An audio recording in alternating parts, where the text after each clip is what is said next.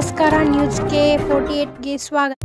आज आप देख रहे हैं कि सुशील कुमार को मजलिस की ताईद हासिल है, मगर सुशील कुमार को साथ में हमारे मराठा भाइयों की ताईद हासिल है, हमारे लिंगायत भाइयों और बहनों की ताईद हासिल है, हमारे दलित और आदिवासी तबके के लोगों को उनकी ताईद हासिल है।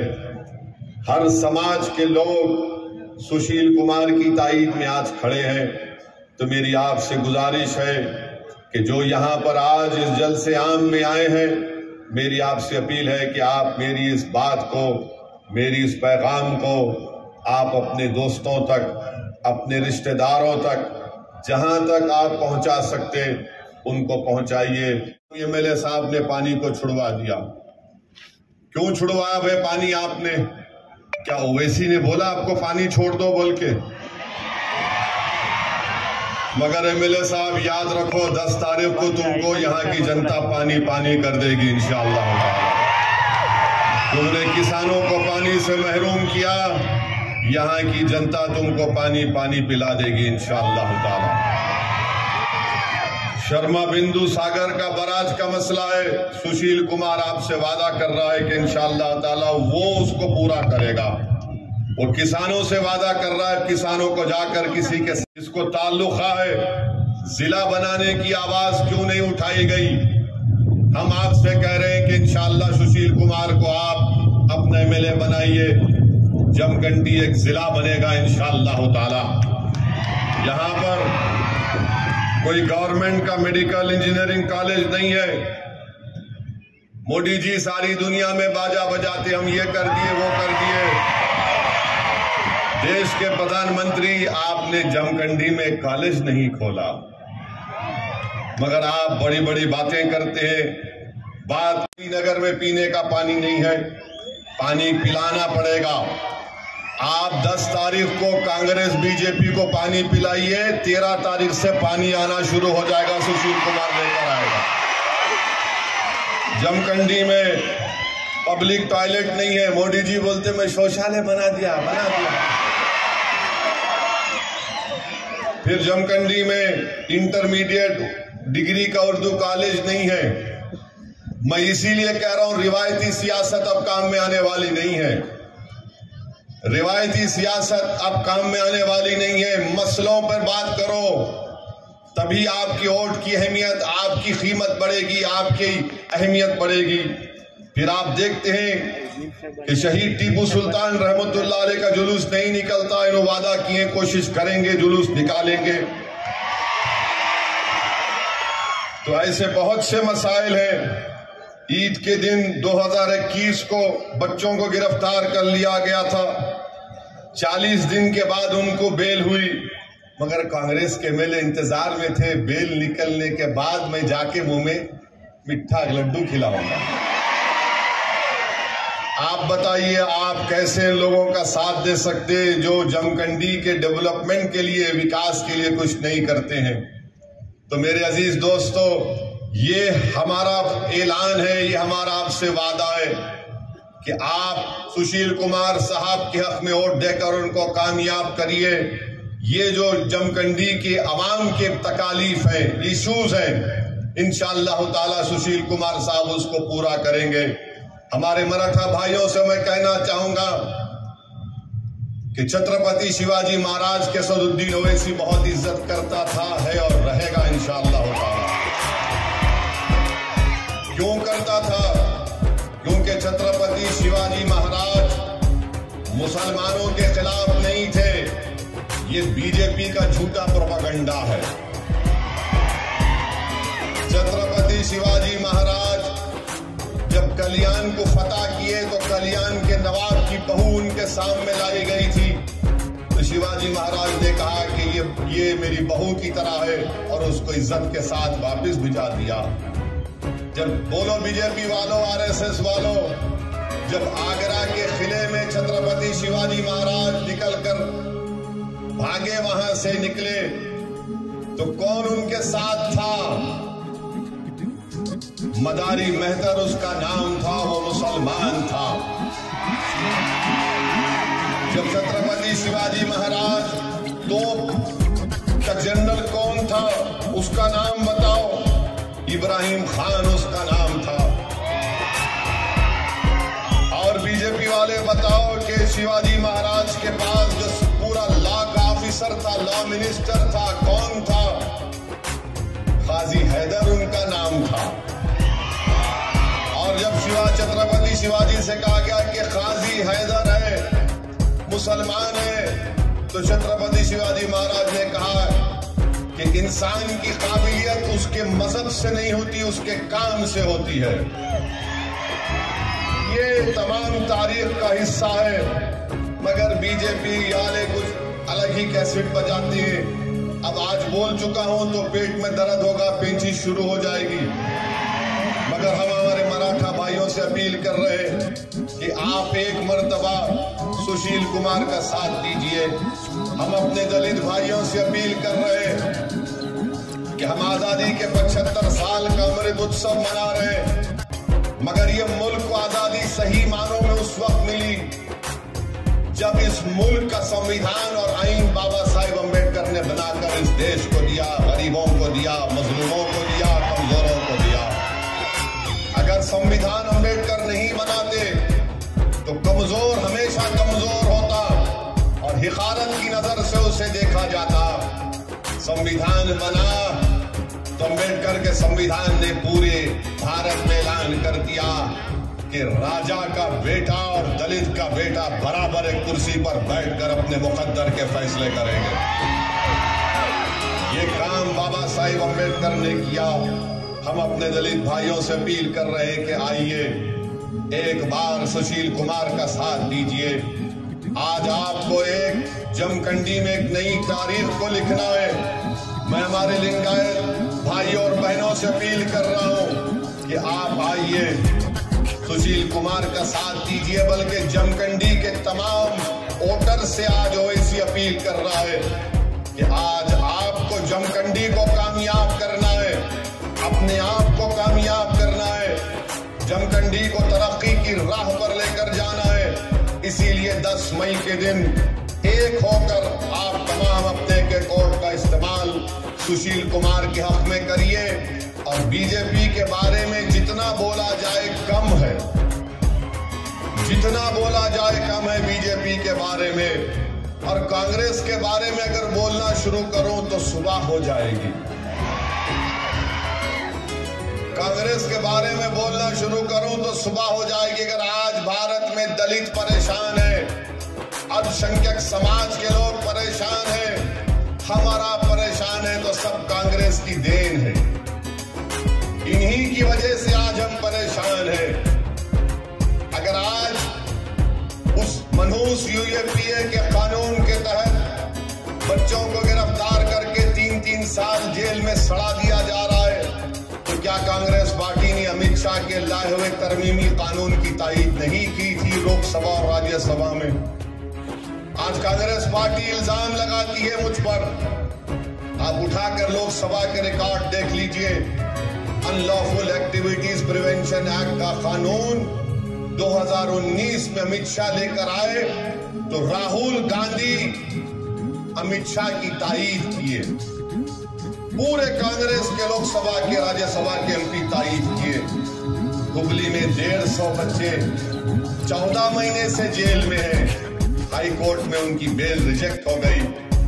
हुबली के उन 150 बच्चों में से 8-9 लोगों के 7 साल की बच्ची सामने थी। वो हमारी बहन रो रो कर कह रही थी कि 14 महीने हो गए मुझे अपने शौहर को देखकर।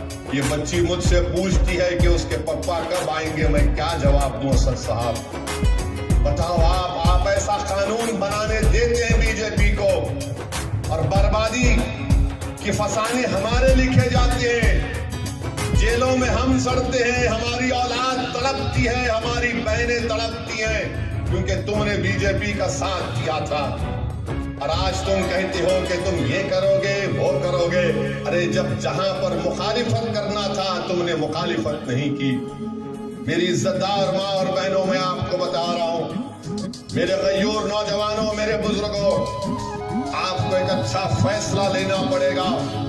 इल्जामात तो मुझ पर लगते रहेंगे, मुझे उसकी फिक्र नहीं है। मुझे इस बात की फिक्र है और हमेशा यही फिक्र रहेगी कि अगर हम कमजोर हो जाएंगे तो याद रखो मुल्क की जमहूरियत का क्या होगा। लोग ये कहते हैं कि असदुद्दीन ओवैसी की जबान बड़ी कड़वी है और ये कांग्रेस के जितने दुम छल्ले हैं, कमजोर लोग हैं, इनके चमचे हैं जो डरते हैं मोदी और अमित शाह से। अरे मेरे पास कुछ नहीं है, मैं सब कुछ कुर्बान करने को तैयार हूं। मेरे पास दौलत जो दी हुई अल्लाह की है, मगर याद रखो सबसे बड़ी दौलत अगर मेरे पास है तो मेरा ईमान है, जो दुनिया की कोई दौलत मुझसे खरीद नहीं सकती। वो ईमानदारी है। अब ये कांग्रेस के लोग बोलते कि भाई आप जहां कहीं भी जाते आप भाषण दे देते, उससे इनको फायदा हो जाता। तो मैं हमेशा कहता हूं कांग्रेसियों से, मैं क्या करूं? अल्लाह ने मुझे जबान दी बोलने के लिए, अल्लाह ने मुझे दिमाग दिया सोचने के लिए, अल्लाह ने मुझे दिल दिया कि वक्त के जालिमों के सामने खड़े होकर कमजोरों के हक के लिए लड़ो। और अगर तुम में दिल नहीं है, दिमाग नहीं है, जबान नहीं है, तो इसका जिम्मेदार मैं नहीं हूं, तो उसका जिम्मेदार तुम्हारी कमजोरी है, तुम्हारी कमजोरी है। और कहते हैं कि नहीं खामोश रहो, ये वक्त बोलने का नहीं है, ये वक्त खामोश रहने का है। तो ये खामोश रहने पर हमारे बिहार के सदर जनाब अख्तरुल ईमान एमएलए हैं, उन्होंने अच्छा कहा। किसी ने उनसे भी कहा था, एक कांग्रेसी ने कहा था कि खामोश रहो, ज्यादा मत बोलो। तो अख्तरुल ईमान ने उनसे कहा, अगर मेरे अब्बा खामोश रहते तो मैं दुनिया में नहीं आता। तो वो मौलाना को समझ में नहीं आया, बोले कैसे? बोले मेरी अब्बा के निकाह में आप थे ना बैठे हुए, मेरे अब्बा ने कहा कबूल, तो मेरी अम्मा ने कहा कबूल, तो शादी हुई।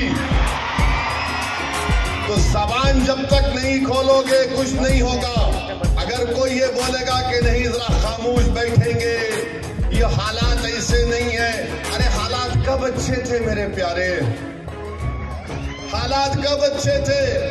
हालात तो हमेशा जैसे थे वैसे ही है।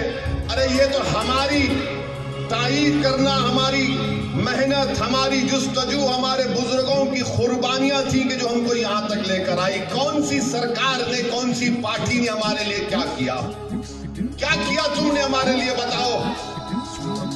रोज हम जिद्दोजहद करते, रोज हम मुकाबला करते, रोज हम गाली सुनते, रोज हम जिल्लत उठाते, रोज हमको कमजोर किया जाता है, जेलों में डाला जाता है। मगर जब सुबह होती तो हम कहते कि हम तैयार है लड़ने के लिए, आजा कौन लड़ेगा हमसे? ये हमारी मेहनत है, ये हमारी बहादुरी है। तो इसीलिए मेरे अजीज दोस्तों और बुजुर्गों, आपको मेहनत करना है। सिर्फ यहां पर आके चीखा मार के 10 तारीख को सो जाने का नहीं है। सो तो नहीं जाएंगे 10 तारीख को आप लोग। सुशील कुमार को भूल तो नहीं जाएंगे आप लोग। जितनी आए उतने वोट डालेंगे, दूसरों को भी बोलेंगे वोट डालने के लिए। अपने घर में अपनी माँ, बहन और बीवी को, बहनों को लेके जाएंगे। रिकॉर्ड तोड़ पोलिंग होगी। या फिर ये कोई कांग्रेस के, बीजेपी के लोग आके कोई पढ़ के फूंक दिया, अरे उन्हें बोलता बहुत, तुम खामोश हो जाओ। खामोश नहीं रहना।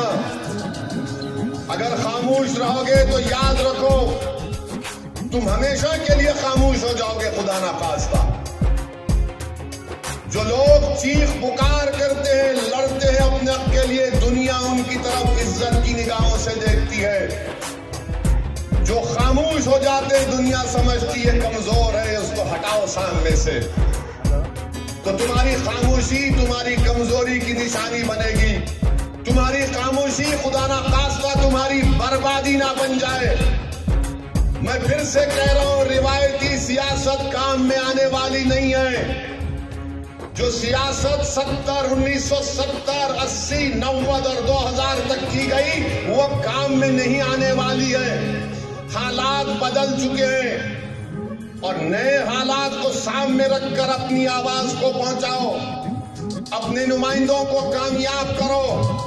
सेकुलरिज्म की हम कूली नहीं है। सेकुलरिज्म को जिंदा रखना असदुद्दीन ओवैसी की जिम्मेदारी नहीं है। और बताओ, ये पूरे कर्नाटका के इलेक्शन में हिजाब के बारे में क्यों बात नहीं हो रही है? क्यों बात नहीं हो रही है? तो कांग्रेस के लोग बोलते हैं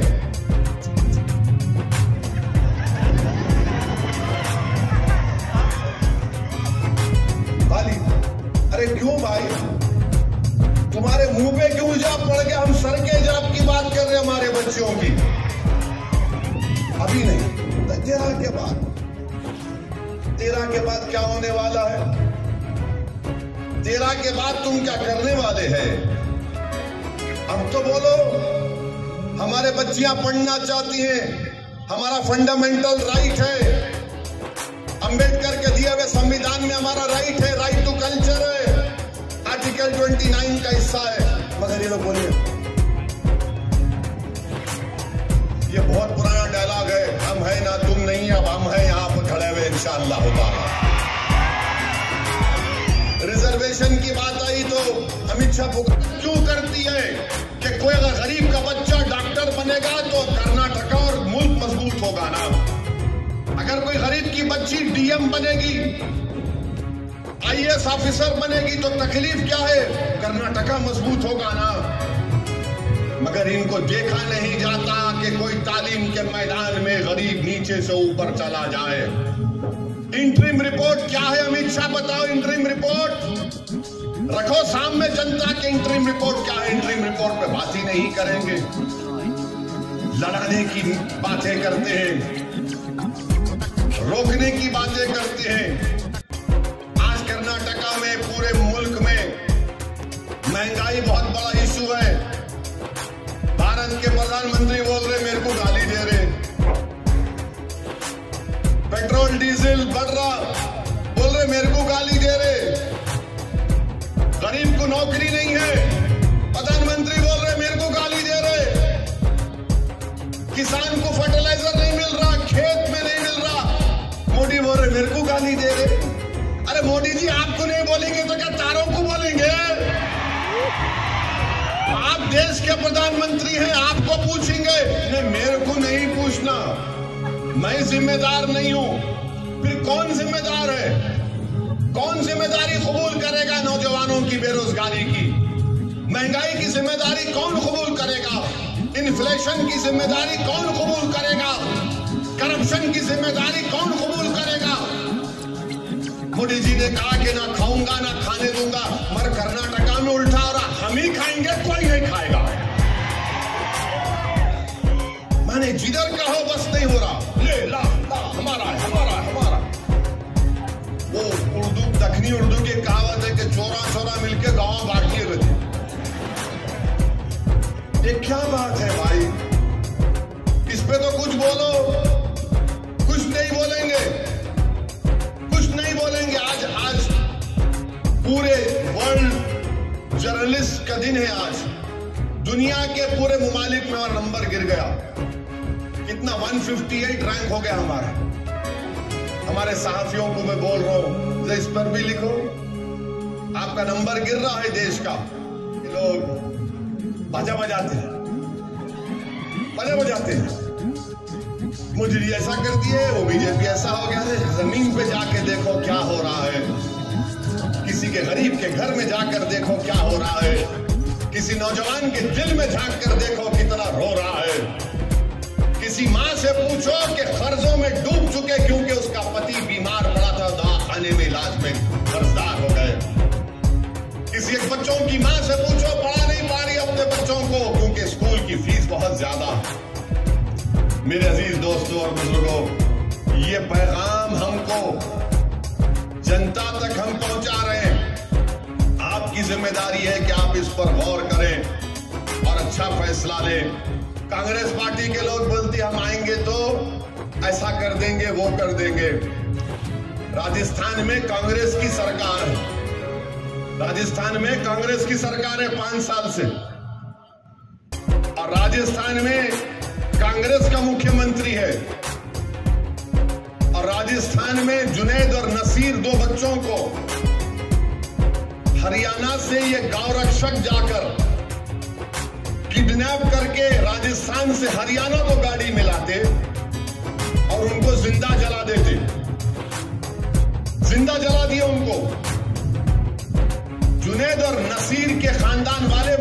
पुलिस स्टेशन में कंप्लेंट किए तो पुलिस वाले भाग यहां से। और बात 1 महीने से 1.5 महीने करीब हो गया, 2 लोग पकड़े गए अब तक।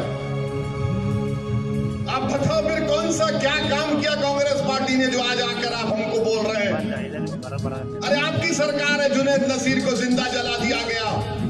और आपको मालूम जुनैद नसीर को और दूसरे लोगों की भी हत्या की गई थी, हम उसको भी कंडेम करते, मगर वो हत्या में 50 लाख दिए गए, यहां पर 15 लाख दिए गए। कांग्रेस की सरकार है। इसीलिए आपसे कह रहा हूं कि मजलिस की अहमियत इसलिए कम नहीं होती कि मजलिस सत्ता में कब आएगी। लोग पूछते चले आपके सत्ता में आ रहे, आप क्या मुख्यमंत्री बनते, क्या आप मंत्री बनते? अरे वो नहीं है। हमारी अहमियत यह है कि अगर हमारा कोई एमएलए जीत कर जाएगा, लड़ेगा गरीबों के लिए, आंखों में आंखें डालकर सरकार के सामने बैठ जाएगा कि इंसाफ करो। क्योंकि कांग्रेस की हुकूमत राजस्थान में वहां कहां गई मोहब्बत? जाना था।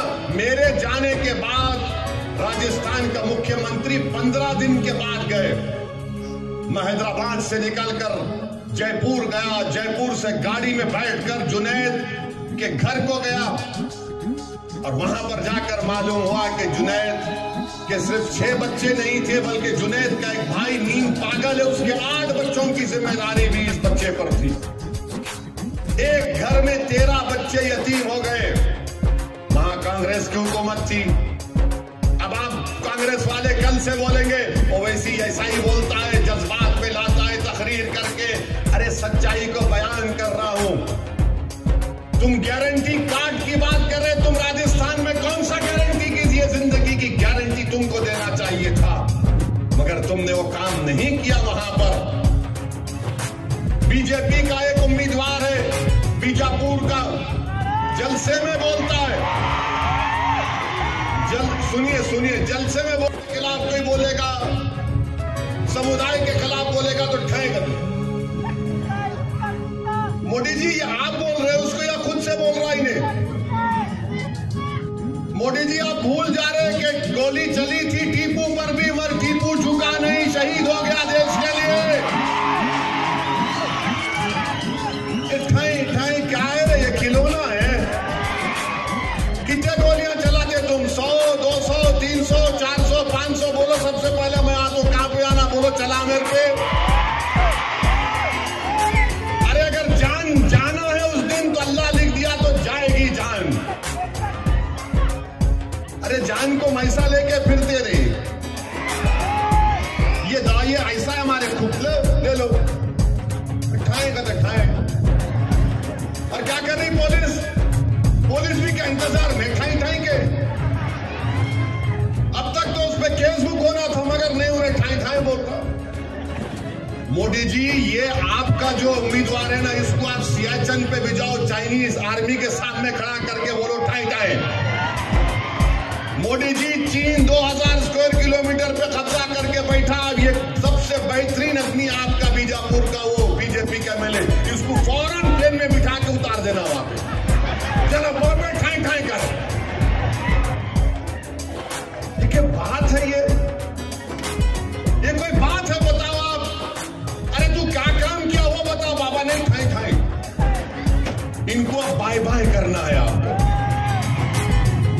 क्या 10 तारीख के दिन आपसे मेरी अपील है कि अपना एक वोट का सही इस्तेमाल करिए। ये आदमी सेकुलर है, बता रहा हूं मैं आपको। ये कांग्रेस बीजेपी की तरह जबान से सेकुलरिज्म की बात करते, मगर दिल में सेकुलरिज्म नहीं उतरता कांग्रेस और बीजेपी के लोगों में। सुशील कुमार शरीफ आदमी है। सुशील कुमार, मैं आपको वादा कर रहा हूं कि अगर अल्लाह ने और आपने इनको कामयाब किया अपने वोट और दुआओं से, ये एमएलए बन जाएंगे तो इस विधानसभा की जमखंडी की जिम्मेदारी सुशील कुमार की भी रहेगी, असदुद्दीन ओवैसी की भी रहेगी इंशाअल्लाह। तो मेरी आप तमाम से गुजारिश है कि आप 10 तारीख के दिन वोट देंगे सुशील कुमार को, देंगे वोट। जोर से बोलो भाई। नहीं मोदी जी को नहीं सुनाई थी आपकी आवाज। अरे बीजापुर तक नहीं गई आवाज, वोट देंगे सुशील कुमार को।